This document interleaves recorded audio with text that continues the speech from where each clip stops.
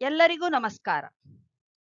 10ನೇ ತರಗತಿಯ ಭೌತಶಾಸ್ತ್ರದ 3ನೇ ಅಧ್ಯಾಯವಾದ ವಿದ್ಯುತ್ಕಾಂತೀಯ ಪ್ರೇರಣೆ ಎಲೆಕ್ಟ್ರೋಮ್ಯಾಗ್ನೆಟಿಕ್ ಇಂಡಕ್ಷನ್ ಎಂಬ ಪಾಠದ ಫೋಕಸ್ ಏರಿಯಾದಲ್ಲಿ ಬರುವ ಮುಖ್ಯ ವಿಷಯವನ್ನು ಚರ್ಚಿಸೋಣ. ವಿದ್ಯುತ್ಕಾಂತೀಯ ಪ್ರೇರಣೆ ಒಂದು ವಾಹಕಕ್ಕೆ ಸಂಬಂಧಿಸಿ ಕಾಂತೀಯ ಫ್ಲಕ್ಸ್ನಲ್ಲಿ ಬದಲಾವಣೆ ಉಂಟಾಗುವುದರ ಪರಿಣಾಮವಾಗಿ ವಾಹಕದಲ್ಲಿ ಒಂದು ಇಎಂಎಫ್ ಪ್ರೇರೇಪಿಸಲ್ಪಡುವ ವಿದ್ಯಮಾನವು ವಿದ್ಯುತ್ಕಾಂತೀಯ ಪ್ರೇರಣೆಯಾಗಿದೆ.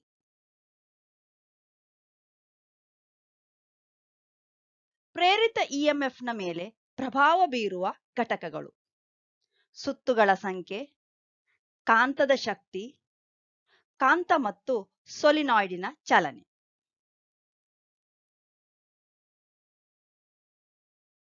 ಎಸಿ ಜನರೇಟರ್ ಇದು ವಿದ್ಯುತ್ಕಾಂತೀಯ ಪ್ರೇರಣೆ ತತ್ವದ ಆಧಾರದಲ್ಲಿ ಕಾರ್ಯವೆಸಗುತ್ತದೆ.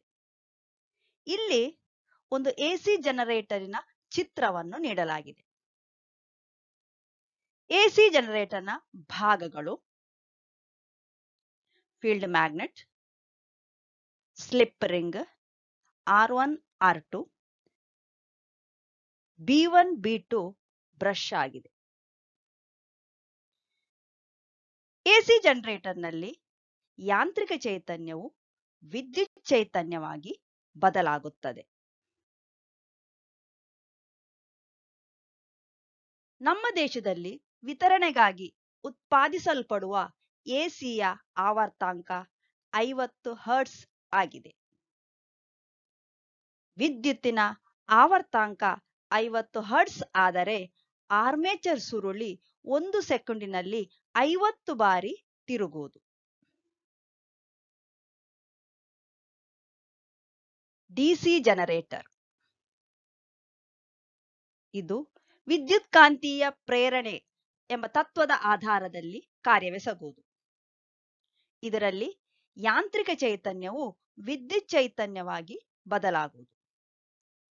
ಇಲ್ಲಿ ಡಿಸಿ ಜನರೇಟರ್ನ ಚಿತ್ರವನ್ನು ಕೊಡಲಾಗಿದೆ.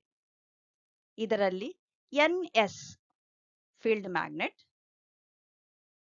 B1 B2 ಬ್ರಷ್ಗಳು, R1 R2 split ring commutator.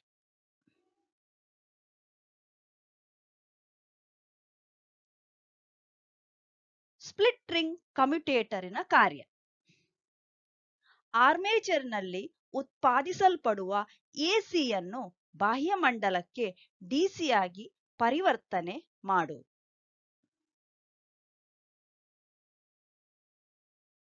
DC generator ಮತ್ತು ಡಿಸಿ ಮೋಟಾರಿನ ರಚನೆಯಲ್ಲಿರುವ ಸಾಮ್ಯತೆಗಳು: ಶಾಶ್ವತ ಕಾಂತ, ಆರ್ಮೇಚರ್, ಬ್ರಷ್ಗಳು, ಸ್ಪ್ಲಿಟ್ ರಿಂಗ್ಗಳು.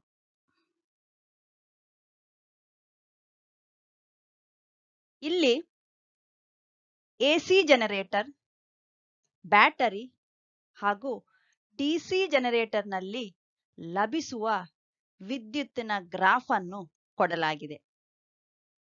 ಅದೇ ರೀತಿ ಈ ಗ್ರಾಫ್ಗಳ ವಿದ್ಯುತ್ತಿನ ಗ್ರಾಫ್ಗಳ ವಿಶೇಷತೆಯನ್ನು ನಾವು ನೋಡುವ. ಮೊದಲಿಗೆ ಎಸಿ ಜನರೇಟರ್ನಲ್ಲಿ ಲಭಿಸುವಂತಹ ವಿದ್ಯುತ್ತಿನ ವಿಶೇಷತೆ: ನಿರಂತರವಾಗಿ ದಿಶೆ ಬದಲಾಗುತ್ತದೆ, ಇಎಂಎಫ್ ಹೆಚ್ಚಾಗುವುದು ಹಾಗೂ ಕಡಿಮೆಯಾಗುವುದು. ಬ್ಯಾಟರಿಯಲ್ಲಿ ದಿಶೆ ಬದಲಾಗುವುದಿಲ್ಲ, ಇಎಂಎಫ್ ಸ್ಥಿರವಾಗಿದೆ. ಡಿಸಿ ಜನರೇಟರ್ನಲ್ಲಿ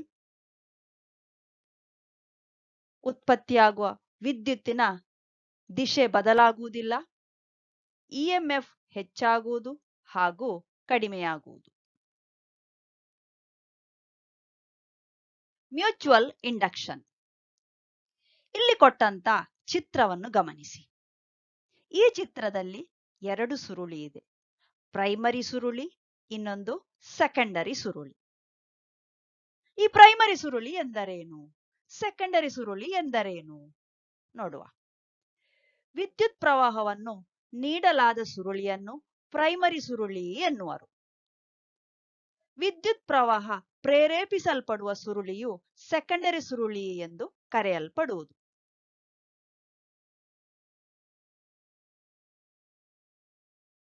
ಸಮೀಪದಲ್ಲಿರಿಸಿದ ಎರಡು ತಂತಿ ಸುರುಳಿಗಳಲ್ಲಿ ಮೊದಲನೆಯದರಲ್ಲಿ ವಿದ್ಯುತ್ ಪ್ರವಾಹದ ತೀವ್ರತೆಯಲ್ಲಿ ಅಥವಾ ದಿಶೆಯಲ್ಲಿ ಬದಲಾವಣೆ ಉಂಟಾದರೆ ಅದರ ಸುತ್ತಲಿನ ಕಾಂತೀಯ ಫ್ಲಕ್ಸಿನಲ್ಲಿ ಬದಲಾವಣೆ ಉಂಟಾಗುತ್ತದೆ.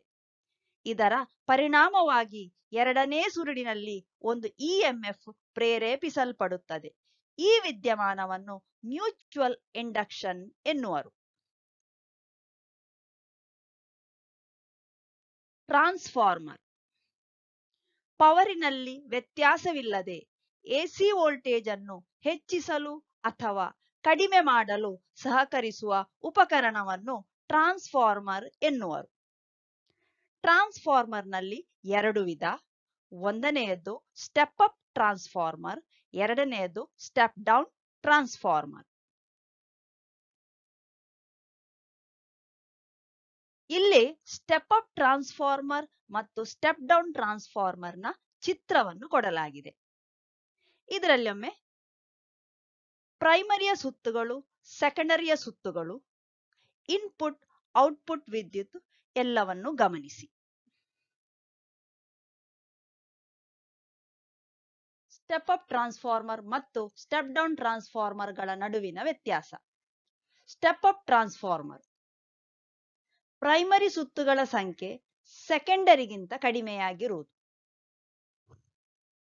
ಔಟ್ಪುಟ್ ವೋಲ್ಟೇಜ್ ಇನ್ಪುಟ್ ವೋಲ್ಟೇಜ್ಗಿಂತ ಹೆಚ್ಚಾಗಿರುವುದು. ಪ್ರೈಮರಿ ಸುರುಳಿಯ ದಪ್ಪ ಸೆಕೆಂಡರಿ ಸುರುಳಿಗಿಂತ ಹೆಚ್ಚಾಗಿರುವುದು. ಪ್ರೈಮರಿ ಸುತ್ತುಗಳ ಸಂಖ್ಯೆ ಸೆಕೆಂಡರಿಗಿಂತ ಹೆಚ್ಚಾಗಿರುವುದು. ಇನ್ಪುಟ್ ವೋಲ್ಟೇಜ್ ಔಟ್ಪುಟ್ ವೋಲ್ಟೇಜ್ಗಿಂತ ಹೆಚ್ಚಾಗಿರುವುದು. ಸೆಕೆಂಡರಿ ಸುರುಳಿಯ ದಪ್ಪ ಪ್ರೈಮರಿ ಸುರುಳಿಗಿಂತ ಹೆಚ್ಚಾಗಿರುವುದು.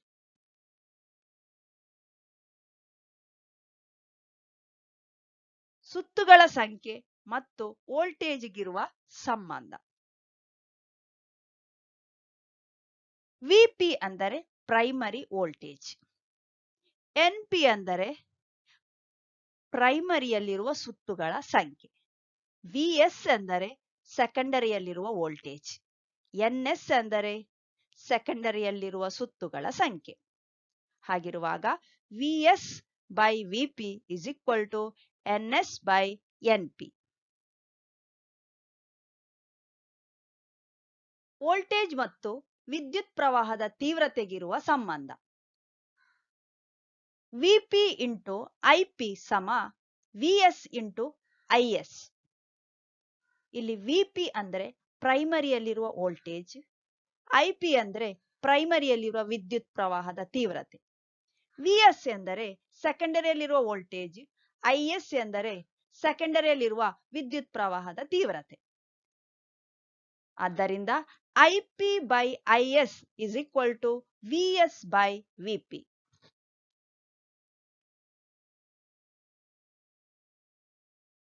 ಸ್ಟೆಪ್ ಅಪ್ ಟ್ರಾನ್ಸ್ಫಾರ್ಮರ್ನ ಸೆಕೆಂಡರಿ ವೋಲ್ಟೇಜ್ ಹೆಚ್ಚಾಗಿದೆ ಮತ್ತು ವಿದ್ಯುತ್ ಪ್ರವಾಹದ ತೀವ್ರತೆ ಕಡಿಮೆಯಾಗಿದೆ.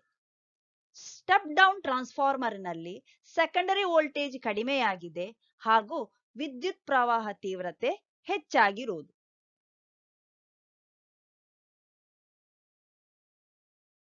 Self induction. ಒಂದು ಸೊಲಿನಾಯ್ಡಿನಲ್ಲಿ ಎಸಿ ವಿದ್ಯುತ್ ಪ್ರವಹಿಸುವಾಗ ಫ್ಲಕ್ಸಿನಲ್ಲಿ ಉಂಟಾಗುವ ಬದಲಾವಣೆಯು ಅದೇ ವಾಹಕದಲ್ಲಿ ವಿದ್ಯುತ್ ಪ್ರವಾಹದ ವಿರುದ್ಧ ದಿಶೆಯಲ್ಲಿ ಒಂದು ಇಎಂಎಫ್, ಹಿಂದಕ್ಕಿರುವ ಇಎಂಎಫ್ ಅನ್ನು ಉಂಟು ಮಾಡುತ್ತದೆ. ಈ ವಿದ್ಯಮಾನವನ್ನು ಸೆಲ್ಫ್ ಇಂಡಕ್ಷನ್ ಎನ್ನುವರು. ಇಂಡಕ್ಟರ್ ಒಂದು ಮಂಡಲದ ವಿದ್ಯುತ್ ಪ್ರವಾಹದಲ್ಲಿ ಉಂಟಾಗುವ ಬದಲಾವಣೆಗಳನ್ನು ಎದುರಿಸುವ ಸುರುಳಿಗಳನ್ನು ಇಂಡಕ್ಟರ್ ಎನ್ನುವರು. ಎಸಿ ಮಂಡಲದಲ್ಲಿ ಪವರ್ ನಷ್ಟವಿಲ್ಲದೆ ವಿದ್ಯುತ್ ಪ್ರವಾಹವನ್ನು ಅಗತ್ಯಕ್ಕನುಸಾರವಾಗಿ ಕಡಿಮೆ ಮಾಡಲು ಇಂಡಕ್ಟರ್ಗಳನ್ನು ಉಪಯೋಗಿಸುವರು. ಇಲ್ಲಿ ವಿವಿಧ ರೀತಿಯ ಇಂಡಕ್ಟರ್ಗಳ ಚಿತ್ರವನ್ನು ಕೊಡಲಾಗಿದೆ. ಇನ್ನು ಇಂಡಕ್ಟರ್ನ ಸಂಕೇತವನ್ನು ಕೂಡ ಕೊಡಲಾಗಿದೆ. ಸೆಲ್ಫ್ ಇಂಡಕ್ಷನ್ನ ಆಧಾರದಲ್ಲಿ ಇಂಡಕ್ಟರ್ಗಳು ಕಾರ್ಯವೆಸಗುತ್ತದೆ. ಚಲನ ಸುರುಳಿ ಮೈಕ್ರೋಫೋನ್. ಇದು ವಿದ್ಯುತ್ಕಾಂತೀಯ ಪ್ರೇರಣೆ ತತ್ವದ ಆಧಾರದಲ್ಲಿ ಕಾರ್ಯವೆಸಗುತ್ತದೆ. ಈ ಚಲನ ಸುರುಳಿ ಮೈಕ್ರೋಫೋನ್ನ ಭಾಗಗಳು ಡಯಾಫ್ರಮ್, ಶಾಶ್ವತ ಕಾಂತ, ಧ್ವನಿ ಸುರುಳಿ. ಇದರಲ್ಲಿ ಯಾಂತ್ರಿಕ ಚೈತನ್ಯವು ವಿದ್ಯುತ್ ಚೈತನ್ಯವಾಗಿ ಬದಲಾಗುವುದು. ಚಲನ ಸುರುಳಿ ಮೈಕ್ರೋಫೋನಿನ ಕಾರ್ಯವಿಧಾನ. ಕಾಂತಕ್ಷೇತ್ರದಲ್ಲಿರಿಸಿದ ಧ್ವನಿ ಸುರುಳಿಯು ಅದಕ್ಕೆ ಜೋಡಿಸಲಾದ ಡಯಾಫ್ರಮಿಗೆ ಬೀಳುವ ನಾದ ತರಂಗಗಳಿಗನುಸಾರವಾಗಿ ಕಂಪಿಸುವುದು. ಇದರ ಪರಿಣಾಮವಾಗಿ ಧ್ವನಿ ಸುರುಳಿಯಲ್ಲಿ ನಾದಕ್ಕನುಸಾರವಾದ ವಿದ್ಯುತ್ ಸಿಗ್ನಲ್ಗಳು ಉಂಟಾಗುತ್ತವೆ. ಮೈಕ್ರೋಫೋನ್ನಲ್ಲಿ ಯಾಂತ್ರಿಕ ಚೈತನ್ಯವು ವಿದ್ಯುತ್ ಚೈತನ್ಯವಾಗಿ ಬದಲಾಗುವುದು. ಚಲನ ಸುರುಳಿ ಮೈಕ್ರೋಫೋನ್ ಮತ್ತು ಚಲನ ಸುರುಳಿ ಲೌಡ್ ಸ್ಪೀಕರ್, ಇದರಲ್ಲಿರುವ ಸಾಮ್ಯತೆ ಮತ್ತು ವ್ಯತ್ಯಾಸ. ಮೊದಲಿಗೆ ಸಾಮ್ಯತೆ. ಧ್ವನಿ ಸುರುಳಿ ಶಾಶ್ವತ ಕಾಂತ, ಡಯಾಫ್ರಮ್ ಎರಡರಲ್ಲೂ ಇದೆ. ಇನ್ನು ವ್ಯತ್ಯಾಸ, ಚಲನ ಸುರುಳಿ ಮೈಕ್ರೋಫೋನ್ನಲ್ಲಿ ಯಾಂತ್ರಿಕ ಚೈತನ್ಯವು ವಿದ್ಯುತ್ ಚೈತನ್ಯವಾಗುವುದು ಮತ್ತು ಇದು ವಿದ್ಯುತ್ಕಾಂತೀಯ ಪ್ರೇರಣೆಯ ತತ್ವದ ಆಧಾರದಲ್ಲಿ ಕೆಲಸ ಮಾಡುತ್ತದೆ. ಇನ್ನು ಚಲನ ಸುರುಳಿ ಲೌಡ್ ಸ್ಪೀಕರ್ನಲ್ಲಿ ವಿದ್ಯುತ್ ಚೈತನ್ಯವು ಯಾಂತ್ರಿಕ ಚೈತನ್ಯವಾಗಿ ಬದಲಾಗುತ್ತದೆ. ಇದು ಮೋಟಾರು ತತ್ವದ ಆಧಾರದಲ್ಲಿ ಕೆಲಸ ಮಾಡುತ್ತದೆ. ದೂರದ ಸ್ಥಳಗಳಿಗೆ ಪವರ್ ಪ್ರಸಾರ ಮಾಡುವಾಗ ವಾಹಕದಲ್ಲಿ ಉಷ್ಣದ ರೂಪದಲ್ಲಿ ಚೈತನ್ಯ ನಷ್ಟವಾಗುವುದು.